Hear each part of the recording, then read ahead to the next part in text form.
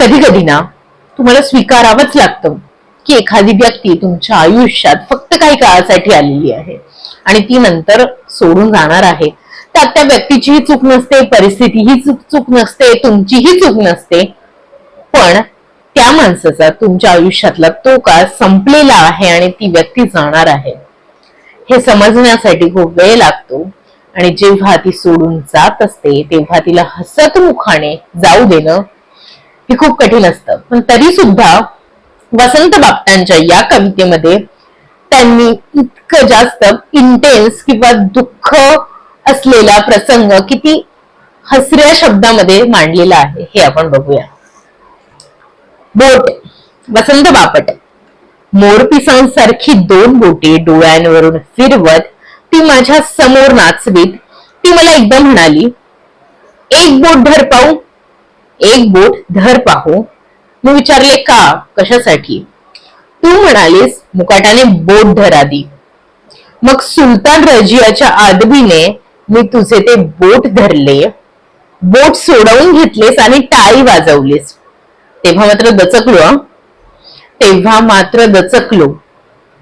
हा तर शिरच्छेदाचा संकेत. आणि माझे भय कधीही खोटे बोलीत नाही. आणि नंतर तू म्हणालीस न धरलेल्या बोटामध्येच तुझं नाव होतं.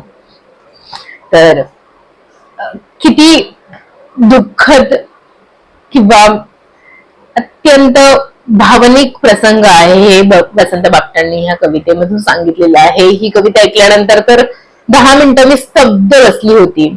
आणि अशी ही कविता आहे. आणि ह्या इतक्या इंटेन्स कवितेनंतर एक छोटीशी सुधीर मोघेंची एक छोटीशी कविता आपण ऐकूया. त्यांनी त्यांच्या प्रेयसीचं वर्णन केलेलं आहे. अशी ही कविता आहे.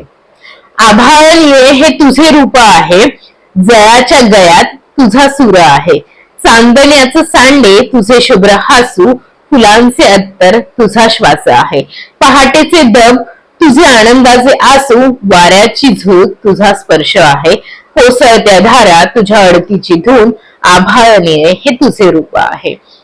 छान छोटीशी मजेशीर कविता आहे. प्रेयसीचं वर्णन केलेलं आहे. तर अशा या 2 कविता मी तुमच्यासमोर सादर केल्या. तुम्हाला कशा वाटल्या हे मला कॉमेंट्स मध्ये नक्की सांगा. आवडल्यास लाईक करा आणि मला इंस्टाग्रामला फॉलो करायला विसरू नका @grishma_विस्पुते. आणि ह्या चॅनलला सबस्क्राईब सुद्धा करा. सो अजून असे व्हिडिओज घेऊन येत राहील. आणि धन्यवाद हा व्हिडिओ पाहिल्याबद्दल.